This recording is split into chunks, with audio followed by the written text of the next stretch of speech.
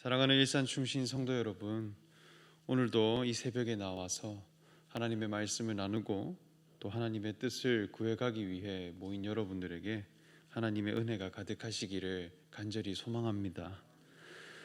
하나님의 종으로 부름받은 사도 바울은 많은 전도 여행을 통해 복음을 전하였습니다. 사도 바울이 전한 복음의 내용은 십자가에 매달리신 예수님께서 그리스도 되심을 믿는 자는 하나님께 의롭다함을 얻는 그 진리였습니다. 이는 율법의 행함이 아니라 오직 그리스도를 믿는 믿음이라 하였습니다. 그러나 갈라디아 교회는 믿음으로 의로워진다고 하는 그리스도인들과 율법을 행함으로 의로워질 수 있다고 하는 율법주의자들 간에 갈등이 생겨났고, 더 나아가 미혹되고 있는 성도들의 소식을 듣고 바울은 매우 격분하여 더 분명하게 복음에 대한 메시지를 강렬하게 전해가는 것을 볼 수 있습니다. 그 대표적인 말씀으로 바울은 예수님의 제자인 베드로가 보인 신앙의 태도에 대해 크게 책망하는 모습을 볼 수 있습니다. 베드로는 이방인 출신인 그리스도인들과 함께 식사를 하는 중에 할례자들, 즉 율법주의자들이 예루살렘에서 온다는 소식을 듣고 두려워하여 그 자리를 회피했다고 합니다. 이에 대해 바울은 외식하는 자의 모습이라고 지적합니다. 이는 우리가 전해가는 복음의 내용과 너가 보여주는 삶의 모습이 다르지 않느냐라는 것입니다. 어찌 보면 우리가 핍박과 고난을 받는다 할지라도 지켜야 할 기준과 정신이 있기에 사도로서 그 위치를 지켜야 하지 않았느냐라고 책망하는 것이죠. 물론 베드로 역시 많은 지역을 돌아다니며 성도들을 돌보고 있었기에 당시 율법주의자들이 기독교인들을 핍박하고 빌미를 주게 되므로 고난받게 되는 성도들의 모습을 참 많이 봐왔을 것입니다. 그리고 이방인들에게 복음을 전해가고 교회를 이루어가기 원하는 마음이 베드로에게도 아주 크게 있었습니다. 사도행전 10장을 보면 하늘에서 내려오는 환상을 보게 되므로 고넬료라고 하는 이달리아 백부장의 집으로 가서 그들에게 베드로는 복음을 전하였습니다. 그리고 예루살렘으로 돌아와 이방인들에게 복음을 전했다는 소식을 소개하였고 이방인 선교에 대한 문을 열어갔습니다. 분명히 그 뜻을 함께 하고 있었던 사도였습니다.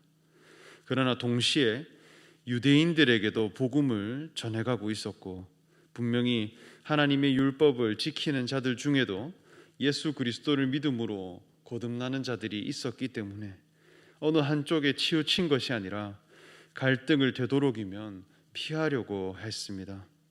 그러나 바울은 율법주의자들이 올 때 이방인들과의 식사 자리를 피하게 되는 것, 이것은 외식하는 자의 모습이 아니냐라고 지적하게 됩니다.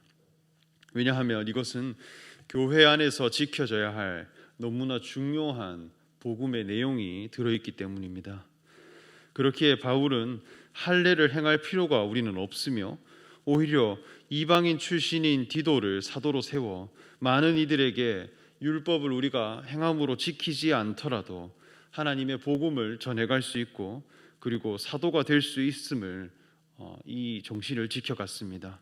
그리고 십자가에 매달리신 예수님께서 그리스도이심을 믿음으로 하나님 앞에 의에 이르는 것 외에는 모두가 다른 복음이라 선언하였습니다. 이것이 교회가 이루어지는 데 있어서 세워져야 할 가장 중요한 기준이라 여겨집니다. 그저 순간순간의 대세를 따르거나 육체의 역량이 뛰어난 사람에게 권위를 실어간다든지 그 사람의 외모가 얼마나 뛰어난가 그것으로 판단하는 것이 아니라 예수 그리스도를 믿음으로 그 사람 속에 있는 그 심령이 얼마나 예수 그리스도를 닮아가는가, 그리고 그 사람의 신앙이 얼마나 그 믿음이 자라서 그리스도의 장성한 분량에까지 이르렀는가, 이것을 보고 권위를 부여할 줄 아는 교회가 되어지기를 사도 바울은 간절히 원하고 있다는 것이죠.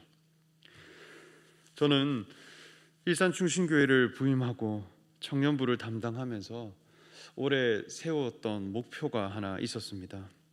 그것은 제가 축구 지도자 자격증을 획득하는 것이었습니다. 저는 축구라는 운동을 너무나 좋아했기에 우리 청년부에서 축구 동아리를 만들어 스포츠 선교를 펼쳐가야겠다 생각하고 우리 일산충신교회 청년부 축구팀을 만들었습니다. 코로나 시기라서 많이 모이지는 못했지만 경기를 잡을 때마다 많은 형제들이 와서 운동을 하고 새신자들을 초대해가고, 그리고 그곳에서 형들은 동생들을 돌보기도 하고 양육해가는 그런 만남을 가져갑니다. 그리고 제 개인적인 배움의 욕심으로 올해 여름 축구 지도자 연수를 받으러 대전으로 가서 D급 자격증을 취득하는데 성공했습니다. 저는 군대에서도 독일 프로리그에 뛰는 선수들과 축구를 하면서 사단 축구 대회에 나가서 우승도 했었고, 장신대학교에 신학 공부를 할 때도 축구 대회를 나가서 계속 운동을 했습니다. 그리고 축구 지도자 훈련 과정에서도 다양한 나라에 있었던 선수들을 만나서 운동을 해갔습니다. 그렇게 저는 다양한 사람들과 축구를 하면서, 그리고 다양한 팀에서 운동을 해보면서 저에게 있어서 교회 축구를 해가는 데 있어서 아주 중요한 철학 한 가지를 저는 세우게 되었습니다. 그것은 내가 이후에 팀을 세우게 된다면 그것은 실력으로 사람을 뽑는 것이 아니라 신앙을 중심으로 사람을 세워가야 한다는 것이었습니다. 축구를 하러 모였는데 신앙이 기준이 되어야 한다. 이것이 참 모순으로 보일 수 있겠지만 저에게 있어서는 너무나 중요한 철학이었습니다. 왜냐하면 이것은 교회 축구이기 때문입니다. 교회는 거룩한 성도들이 모인 곳이기에 거룩한 자들이 축구장에서도 리더가 되어야 하고 주도해 가야 하지, 실력 중심으로 주축 멤버들을 이루면 이후에 이 축구는 비난과 실망이 가득한 게임이 됩니다. 그때부터 이 축구는 놀이가 아니라 노동이 되어집니다. 왜냐하면 육체의 역량이 기준이 되어버리기 때문입니다. 그리고 더 잘하는 사람이 오면 권위가 그 사람에게 실립니다. 실력이 좋은 사람이 나타나서 한두 마디씩 하면 아무 말도 대꾸할 수 없습니다. 마침내 축구 선수가 오면 모든 주도권을 빼앗기게 됩니다. 처음에 우리가 누리기 원했던 축구의 즐거움은 사라지고 긴장과 실망이 가득한 축구가 되어집니다. 처음에는 다 좋은 마음으로 모였지만 이내 역량으로 사람을 평가하고 그것에 마음이 상하고 그 즐거움이 변질되어지는 축구팀을 저는 너무나 많이 봐왔습니다. 그러나 교회 생활의 즐거움을 추구하고 그것을 가장 소중하게 여기는 사람이 리더가 되면 실력은 조금 부족하고 축구 실력을 성장하는 데 있어서는 더딜 수 있겠지만, 우리가 운동을 통해 서로를 알아가고 서로의 약함을 인정하고 때로는 약자에게 맞추어 룰도 바꾸어 갈 수 있는 지혜를 배우는 시간이 된다 여겨지면서 저는 이 철학에 대해 확신했습니다. 그리고 이것을 가장 지켜야 할 축구의 철학으로 세웠습니다. 그래서 저는 청년부에서 축구팀을 만들고 주축 멤버들에게 제가 이 정신은 반드시 지켜줬으면 좋겠다 이야기를 했고, 우리 청년들은 그 정신에 다 동의하고 시작했습니다. 사실 방법과 절차에 대해서는 이렇게 해도 되고 저렇게 해도 상관없습니다. 좀 더 큰 경기장에서 차도 되고 좀 더 작은 구장에서 차도 괜찮습니다. 공도 10,000원짜리를 써도 상관없고 100,000원짜리를 써도 상관없습니다. 그러나 어떤 정신으로 세워진 팀이 될 것인가, 이것은 너무나 중요한 문제이기 때문에 타협할 수가 없고 지켜가기를 원하는 마음이 있더라는 것이죠. 이처럼 사도 바울은 갈라디아서 성도에게 말씀합니다. 16절 말씀에 사람이 의롭게 되는 것은 율법의 행위로 말미암음이 아니요 오직 예수 그리스도를 믿음으로 말미암는 줄 알므로 우리도 그리스도 예수를 믿나니 이는 우리가 율법의 행위로서가 아니고 그리스도를 믿음으로써 의롭다함을 얻으려 함이라. 율법의 행위로서는 의롭다함을 얻을 육체가 없느니라 말씀합니다. 우리가 의롭게 되는 기준은 오직 그리스도를 믿는 믿음뿐이라 하는 것을 강조하는 것입니다. 오히려 우리가 율법의 행위로는 의롭다함을 얻을 육체가 없음이라 말씀합니다. 하나님이 주신 율법에는 우리가 지켜야 할 계명들이 있습니다. 여기에는 행하라 하는 요구가 있다 하더라도 이것을 통해 하나님은 예수 그리스도를 발견해 가기를 원하십니다. 그래서 율법을 통해 하나님의 아들 되신 예수님을 발견하기 위해 우리에게 주신 계명입니다. 그래서 율법은 그리스도로 인도하는 초등교사라고 말씀합니다. 율법에는 두 가지 기능이 있습니다. 먼저는 내 자신이 죄인으로 발견되게 하는 것입니다. 하나님의 율법 앞에 사람이 정직하게 서게 되면 내가 이것을 행함으로는 도저히 지켜낼 수 없는 사람임을 발견하게 됩니다. 둘째로는 하나님의 아들 되신 예수 그리스도를 발견하고 그분의 의와 그분의 정체성을 깨닫게 하는 것입니다. 이것을 교훈으로 받지 못하고 그저 육체의 행함 그 자체로 의로워지려 하는 것은 하나님 앞에 교만이고 어리석은 자와 같습니다. 저는 어릴 적 초등학교에서 수업을 하면 담임 선생님께서 꼭 학생들에게 수업 때 배운 내용들을 A4 용지 앞뒤 한 페이지를 가득 채워서 적게 하는 숙제를 내주셨습니다. 대구에서는 그것을 빡지라고 하는데 서울에서는 그것을 깜지라고 부르더군요. 그것을 해오지 않았으면 정말 크게 선생님에게 혼났습니다. 깜지를 해오지 않았을 때는 선생님의 심판이 기다리고 있습니다. 그렇기에 저는 무서워서 매일 책을 펴 수업 시간 선생님께서 말씀하신 그 내용들을 다시 적었습니다. 그런데 선생님께서는 왜 깜지라는 숙제를 매일 우리에게 내주셨을까? 이것을 생각해 보지 않았습니다.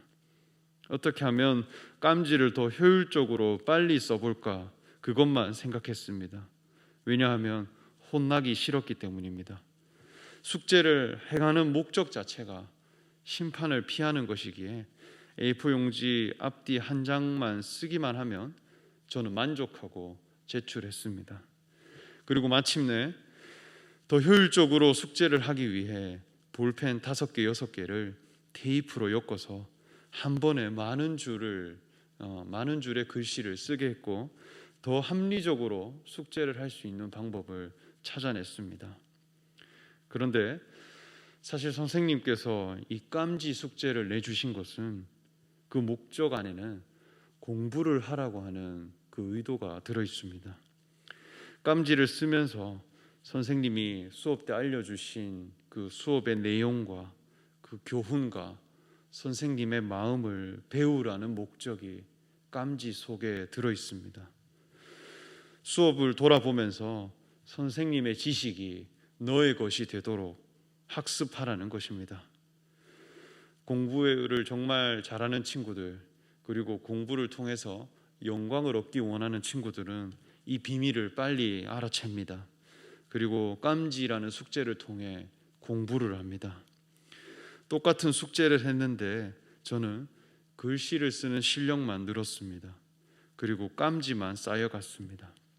그러나 그 숙제를 통해 공부를 해간 친구는 더 이상 깜지를 쓸 필요가 없어졌습니다. 왜냐하면 선생님의 가르침이 자신의 것이 되었기 때문입니다. 선생님의 마음이 자신의 마음이 되었기 때문입니다. 이러한 친구들은 더욱 성적이 오르고 마침내 영광스러운 자리를 향해 나아갑니다.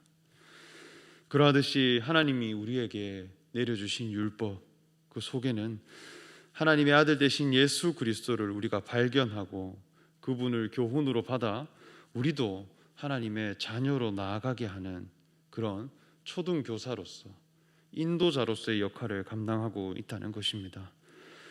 많은 사람들이 지음받은 목적을 잃어버렸기에 율법을 통해 내가 육체의 역량으로는 하나님 앞에 의로워질 수 없음을 깨닫고, 또 동시에 하나님의 성품인 사랑을 표현할 존재로 나를 지으셨음을 믿음으로 받는 자리로 나아가게 하기 위해 이 율법을 주셨다는 것입니다.